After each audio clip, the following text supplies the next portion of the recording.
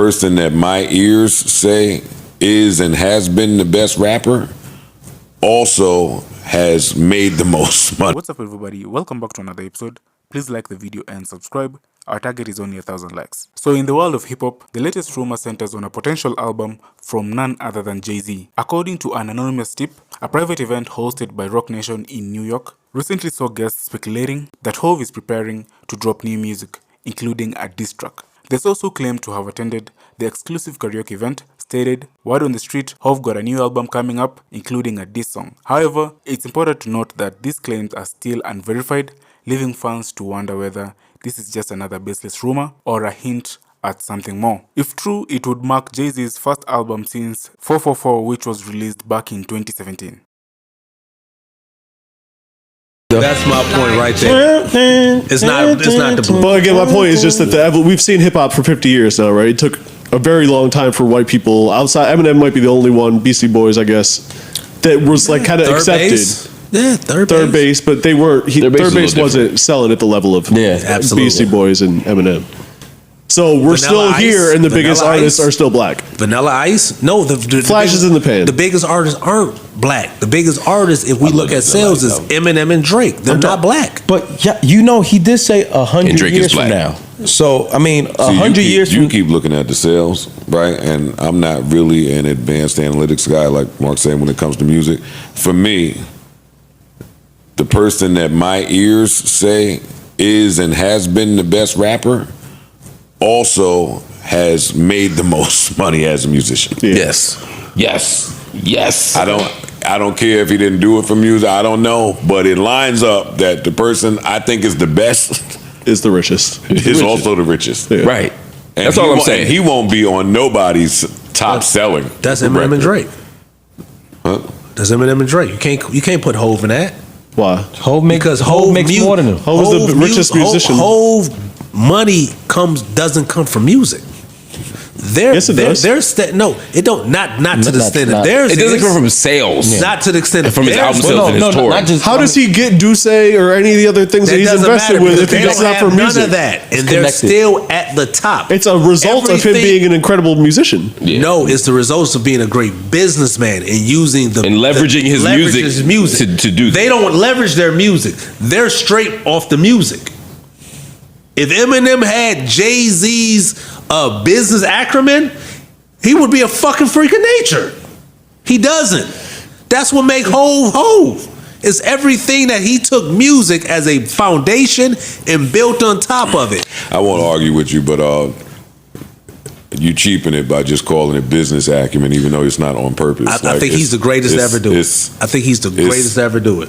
But take all that other shit off. It's mindset. Take all that other shit off. The mindset that you needed to make the music, the mindset that he spent his entire career in everything. And one of my talks with him, I'm like, yo, man, all this fly shit you're saying, why you got to tell people this? He's like, yo, I put it in my music. I put it in my music my whole career. He's the fucking greatest ever. But if you want to say apples to apples, then you got to take all of the amazing shit he's done in business and just talk music. Never that.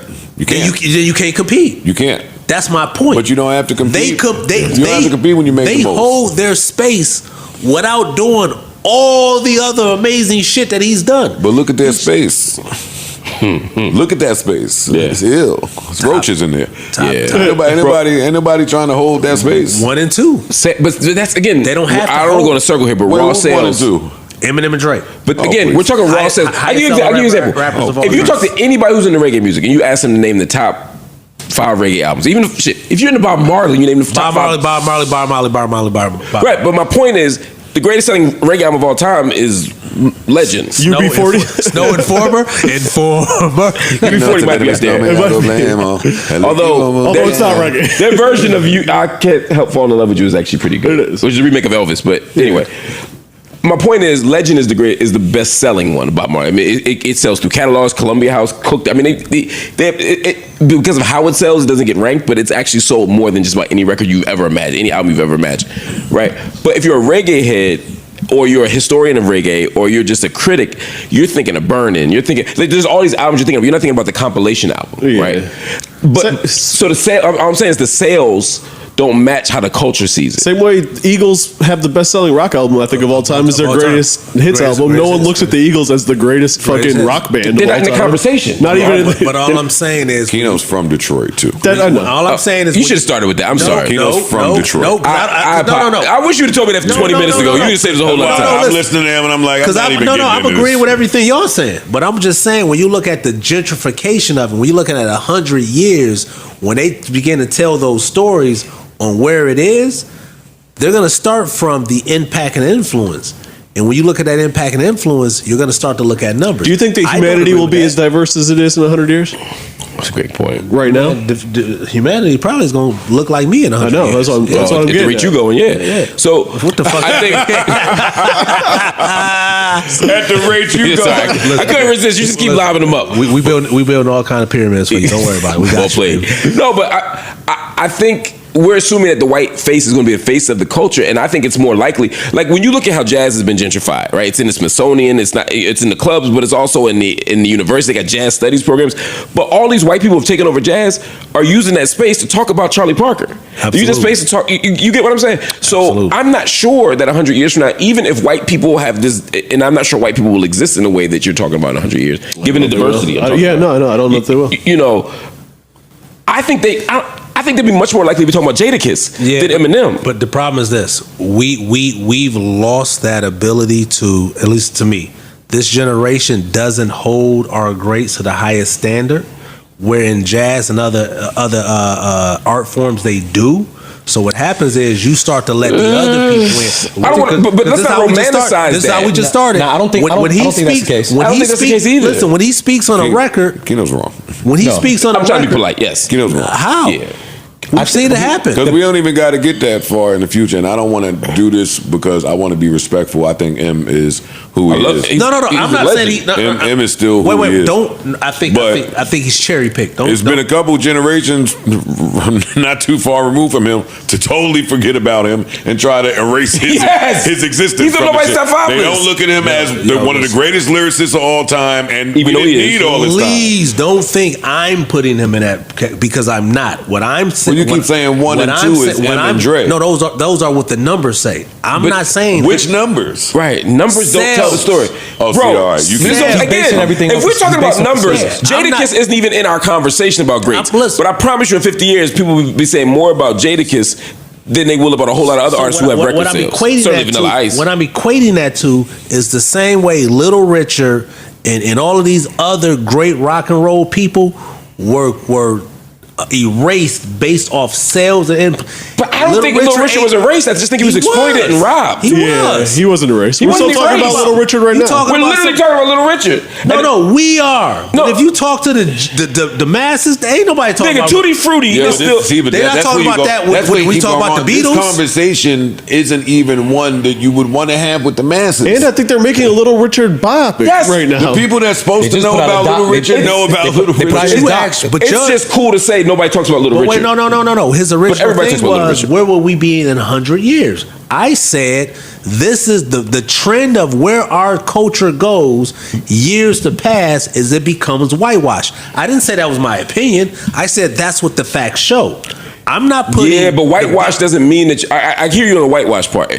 And I think that's more about how corporate entities and exploitation comes in and how black power gets usurped. And even that That's all part, we're talking yes, about, you're though. right. And even that part of what he's saying is not true, because if there's 3 more Jay-Z's who put themselves on the other side of it and not the music side, I want a streaming company, I want a union, I'm going to get the artists, I'm putting all the artists under one house. If that happened 2 more times, then we're more likely to see that grow and the erasure of, we already seeing the erasure of the major label damn based off of history, what's the likelihood like that? That's It hasn't gonna happened yet. Like based off of history, That's all I'm saying. just in all the spaces, all the genres, what's the likelihood that that's going to happen for hip hop where we can bank off of that?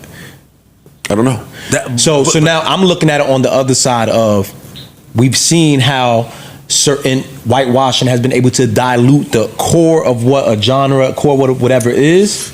I'm not willing to accept that though. Even but it's I think the powerful take control of the genre, but I'm not sure that they always become the face of it. Again, if I look at modern jazz right now, I'm not seeing a whole bunch of white people dominating the scene. Who's the king of rock and roll?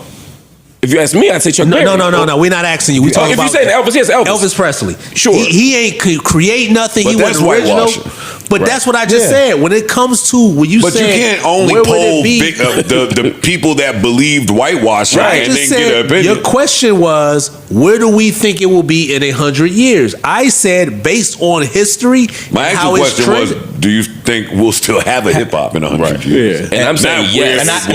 I say yes too. I think as long as there's rebellious kids around, I think it'll be something else too. Now, whether that includes actual rapping. That's what I said. I don't know. I think it will the same way that you could still go find a traditional blues album or a traditional jazz album or a traditional gospel album today that's being produced today. That's what I'm saying. And guess what? They're black. That's all I'm saying. Like, and again, they might get controlled by these other powerful. But none of those are dominant art forms. I didn't say whether it's gonna be dominant. But hip hop won't be a dominant art form in 100. That's my point. The only other dominant art form prior to hip hop was rock and roll. That was the dominant. Rock and roll was the most dominant art form prior to. It wasn't R&B. It was before that it was jazz.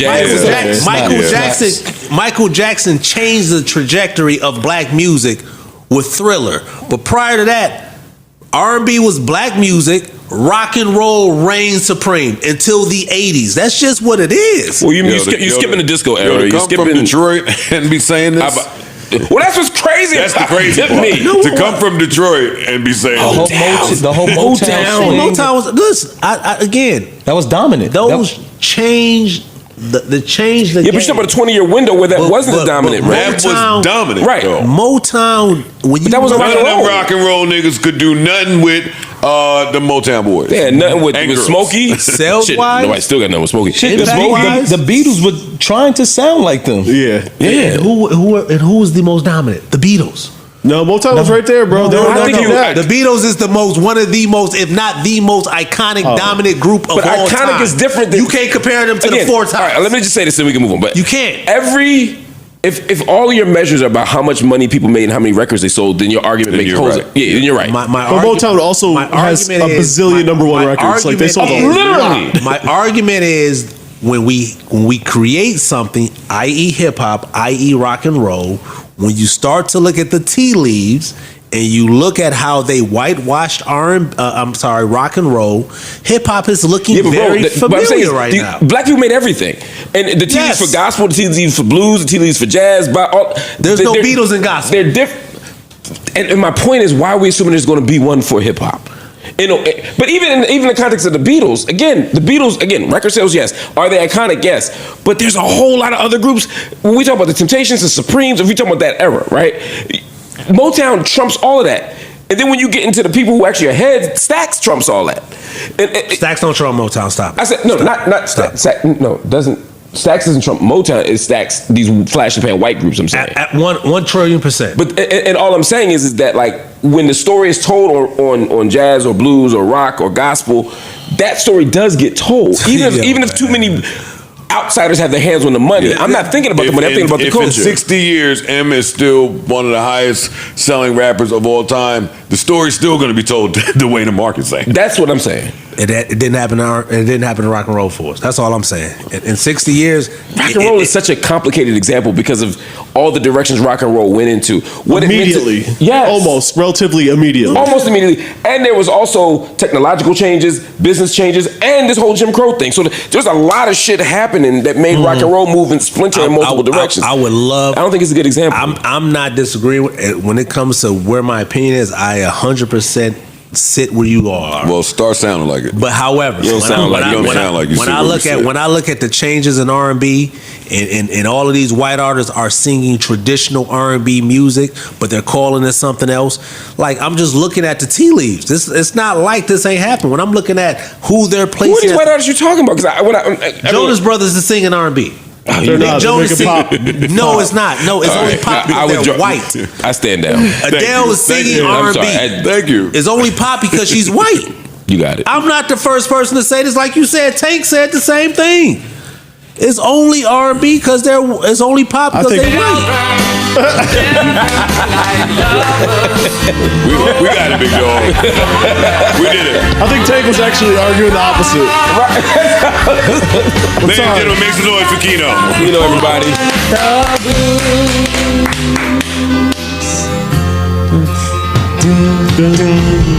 Just staring the This blues, that's blues music. Yes, we wrapped you up shit. already. Hey, Mark, don't vote. We already wrapped you up. The topic is over. Just because blues is Yo, in the title. stop. We've already had, we're going to pretend that this is a major network show. We've already had a handler walk you to the elevator. A handler has taken you from the set. That's what they do on the real show. Thank you. Come this way. Hey, walk right this way. No, not to the dressing Sign room. this waiver. Let's go. There's no more dressing room. They get the Sign this waiver. Sign this release. We out. They get the handler when you saying some shit they don't want you to say. They get the handler. The handler walked him off the set. Oh, shit. Yo, but this has like been fun, kind of like. I wasn't rapping. I know that's what I do, but I wasn't trying to do that this time. More lax, just No, just talk about some interesting shit in a substantive way, like music-wise. I mean, we do that every episode, but just the music. It's fun to talk music. It's We better did to a do lot it of with music. less voices chiming in. That I was trying not to say that. It Say is that better without to saying do it with Yeah. less voices chiming in. It is. I enjoy this type of I feel talk. like a good day to just be quiet. Hear it Everybody out. could say something. That statement: live, be heard, breathe. Yeah. Then, Controversial. I'll be the first to admit that sometimes it's a lot going on. So I was going to ask. That's my controversial question of the day. Not because it's the end of the month.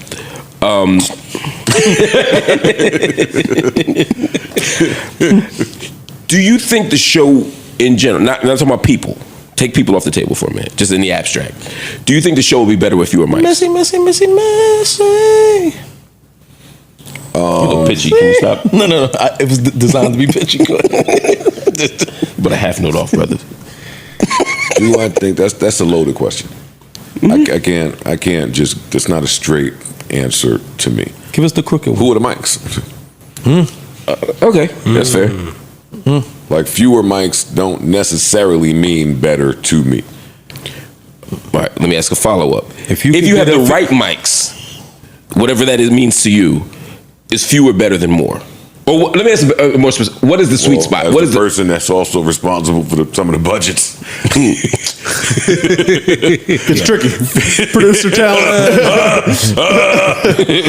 But normally, when you say fewer, I don't mean like two, but fewer should be. It should be, but it depends on your group, right? I think that we have a group that works well together. But honestly, this group is not this group for today. This group is this group for tomorrow. Say more. What do you mean? I think that this show would be better today with fewer mics. Got it. However, for the plan long term and what I think needs to happen, the more talented people, the better. Got it. That just don't have to be the same show or the same day or the same topic or in the same place. So, it'd be irresponsible if I don't ask this final follow-up. Doing great. Please continue. So the future, and you started to get to it, for you is more shows, more people, but maybe divided into smaller parts. Earlier, you heard me say, hey, double down in what you love, triple down in what you love, quadruple down in what you think has been a recipe for success. And yeah, I would do that. I would do that. That makes sense. And that doesn't have to be with people. I just think that another day, another show, more productivity. Yeah, it'll do it. Y'all agree? Yeah. I like that. I mean, I've always thought that there's enough talent around to where it doesn't have to be hubbed in one spot. So it makes no sense why that wouldn't be the natural progression from here. Gotcha. I respect my peers and colleagues too much to respond to that, but I think I'm inclined to agree. Like I think I didn't agree at first, and then there was a moment where y'all said to me, somebody, I don't want to say who, was like, the ball just moves better when there's fewer people. But I also think everybody up here is so damn talented and so damn good, and everybody adds a thing when they're not. And when somebody's out and then they come back and and you be like, oh, that's that shit they do that I love, and that's how I feel about everybody up here. So I think rather than figuring out maybe how to have 10 people, and if everybody, maybe you don't even get to this thought if each person was better at playing their role. Okay. You like the chemistry. What does it? Yeah, I do. I genuinely do. Most days. I mean, there's days where obviously. No, I'm with you. I'm with you. But in playing their role, do you think sometimes you have to actually define that role to the person? That's what I was about to say. What is their role? No. Yeah. Because some people. Yes and no. Okay. I told you pretty soon I got performance reviews coming up for the first time. That's good. Some of that shit I said, you wasn't here, but some of that shit I said to Flip earlier, just about the days of just all of the inmates running the asylum. No, we got benchmarks that we got hit, and if we don't hit them, I got to try to figure out how to get to it. Like, here comes some of the fun now. So, yeah. And if we exceed the benchmarks. Because that's the other part. You get a big hug. What do we? I mean, I set benchmarks pretty high. But I've always been like that. I've always been like that. I tell a story all the time. When I went in Complex, and they was like, we need this number of visitors at the end of the month. I erased that shit and spiked it by 20. And they was Did you exceed it? Did you exceed it? No. We didn't exceed it. What happened was they all called me crazy, looked at me like I was a nut. At the end of the month, we came really close to that number. So we had exceeded whatever they was talking about. Right. You killed so that. then the next month, when I did it again, I was less crazy and we exceeded it. And then we continued to exceed, and then I wasn't crazy anymore. And when you exceeded it, what was your expectation? I mean, I learned a lot at Complex, so I don't know that I necessarily had an expectation. I knew that I had a lot riding on Everyday Struggle working. I feel that. I had a lot. I had more riding on that show working than anybody else working on that show to me. That makes sense. At the time. That makes complete sense. For those of us up here who are learned, if we exceed the expectation, do you imagine a structure where, because I think sometimes corporate entities have performance reviews to tell you when you haven't measured up, but they don't do a good job of thinking about what happens when you pass them. You know what I'm saying? Yeah, I don't feel like we struggle with that here, right? Because here, shit, if everybody continues to make more, then that means we businesses. Yeah, like I don't view that as the nightmare that we joke about. Like, I want everybody to do this, and that means that the goal is getting hit. Okay, I like that. But you also don't. And one day, if we do this for another 5 and 10 years, and this shit blows up, and I go sell this shit for a whole bunch of money, I am gonna go to a couple niggas and drop a couple dollars off. I have no problem giving a little bit of the. Yeah, let's do it right. I treat this the way I would have wanted people to treat me when I was doing the right thing. Yeah, especially that's my rule of thumb. That works for me, especially for your day ones, the people who've been here from day one to really make it happen and help birth this thing. I think those are people who really deserve it. Yeah, I agree with that. Yeah, and the people who came on like day 10 and allowed a pivot to move it to that next level. I agree with that too. Yeah, I'm down with both of them. And in order for all these things, Bar's good right now. In order for all these things to be possibilities, I mean, we just got to continue to scale. Tell you something. Got to continue to scale. Nah, listen. I have a total different perception of just being up here than most people. So what is that? Sharing it would kind of. I mean, you feel like you won a contest? No. No, I don't mean it in terms of talent. I mean in the sense of see. Being 62. And then Marcus come down to the floor. And then when something else happened up here. All right. Something else. Nigga, you're the something else. I got your back. You something else. I got your back. Good look, yo.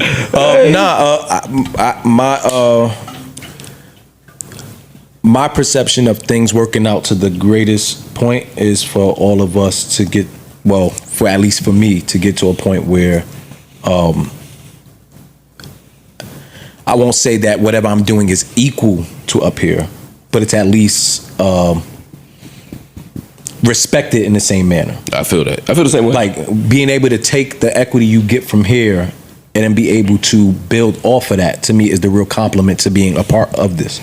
As someone who's lived like that, it's a lot of work. I know, no, of course, but I mean, not even to say to get to the same level. Just saying something that's respected outside of wherever you were at before that. To me, that makes all the sense in the world, especially if you love what you do. Like, why would you give me this opportunity or put people in a position to be able to do that just to stay not stagnant, but just to stay comfortable in that one spot? I feel the same way. You know what I think? It's funny, and I'm not gonna put anybody. I'm just gonna focus on. I'm sorry. And if everybody do what they're supposed to do, you all pay for yourselves and some. That's how I feel. Say, and that's not to take away from everybody else. Mark, the thing I know is about you, man. You are what you do.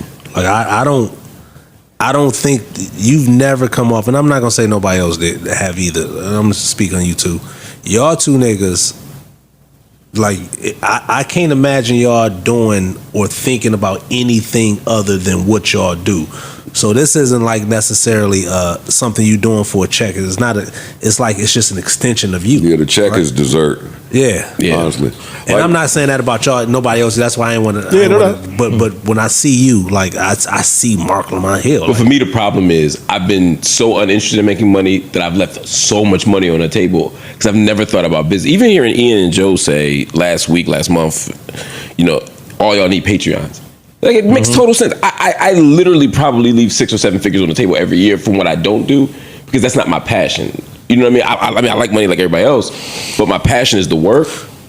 Like I come here because I needed a job, but I also like have a ball up here. Like I literally, it's fun. It doesn't feel like work to me.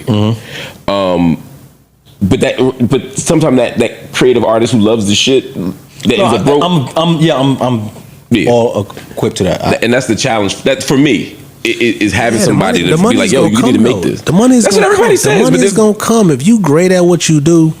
I don't ever. It doesn't always work out. There's a lot of great ass rappers as broke as the Ten Commandments. But that don't mean that they've done everything to do what they needed to do. That just means they have a skill set, right?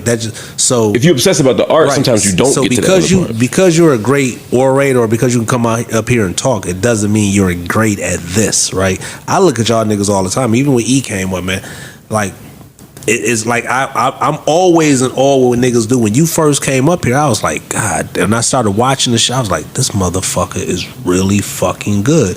You can't jump in and out of this. You can't do this and then be like, okay, dog, I'm about to go open up fucking fast food restaurants. You could tell. Mark dedicates his life to it. This is him. This is in you. the way that you need to. Right? Like I be home. Like I said, I watched the nightcap when you were on and had a blast. That was a great.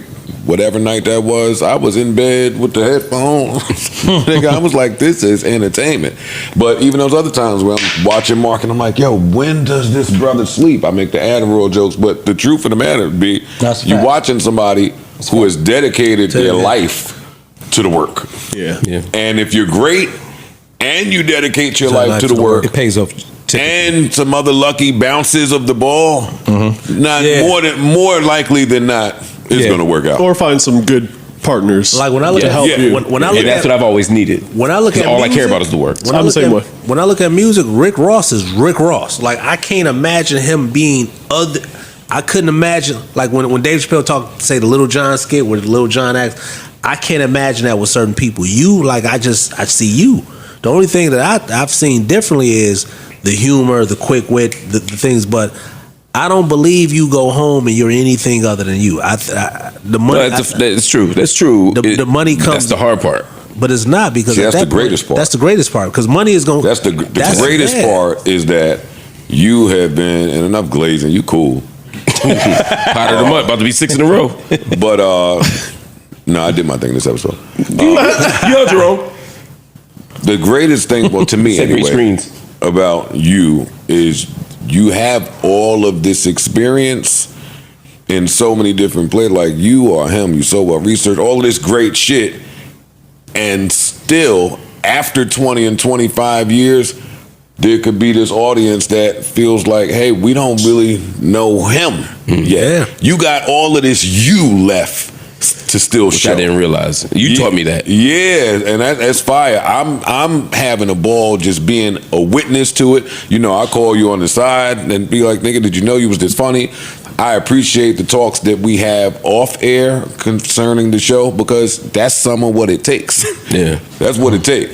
And you still held on to Amani still, despite that. Hey, let's just nigga. Hey, we just still was best for the show. Just gonna wait. That was one shot to the bladder. You good? No, I'm good. We good. You back at stage 2. When Amani gets a girlfriend, he'll enter this conversation differently. Whatever. I don't get the court. I don't get it. Girlfriends speak to the structure of things. Yes. See, that's the funny part because I have a different feel in my life when I have a girlfriend. You want your girlfriend to have a girlfriend? No. No. I was asking. When I have a girlfriend, I'm not so passionate about the things that I'm usually passionate about. Really? Which is making music, which is doing. Oh, see, I'm that's different. It's the wrong girl. It's the wrong girl. Yeah. I'll take that for what it is. wrong I'm girl. just telling you my experience. When I've been single, interesting. I've And he gotten Puerto so Rican. much done. I will say that having a significant other can sometimes change the amount of times that you can dedicate to it, but I don't think it should hinder how much you love it or Right, how the hard passion you level. Well, no, go at it. that's just that's my own mental. Sometimes thing. putting 24 hours a day into something is not necessarily better for you than You actually become more efficient sometimes when you got a partner. that part. Yeah, but I've enjoyed my single time so I can really focus on doing the things I need to do, and it's been So probably you the best. jaded from your past You relationship. know- Yeah. When you get the right partner, it's not going to conflict with At what all. you're supposed to be doing for yourself. Actually, what I'm saying about the girlfriend is not how she affects you when y'all are together. It's how she affects you when y'all are not. And it's less time just Try to make that powder of the month run. I see you. And you know what too? Well, step on my shit. That was a good bar. Nope, I don't want to step on it. I'm gonna let you. I'm gonna get you. go bullshit I'm Brian gonna right let now. Go ahead. I don't want to. we good. I'm just. You had day I'm off? not here win. You just said earlier. Nigga, you know I take the. I'ma get hit by airplane. I'ma get it. You said you wasn't gonna be here for the interview. I don't care how I get Oh, here. she was there for Patreon. Oh. Yeah, you think I'm missing? Oh, that's a half main? day. No, That's a half day. No, not at all. And my fantasy football. I don't know why they did the draft on a Tuesday, but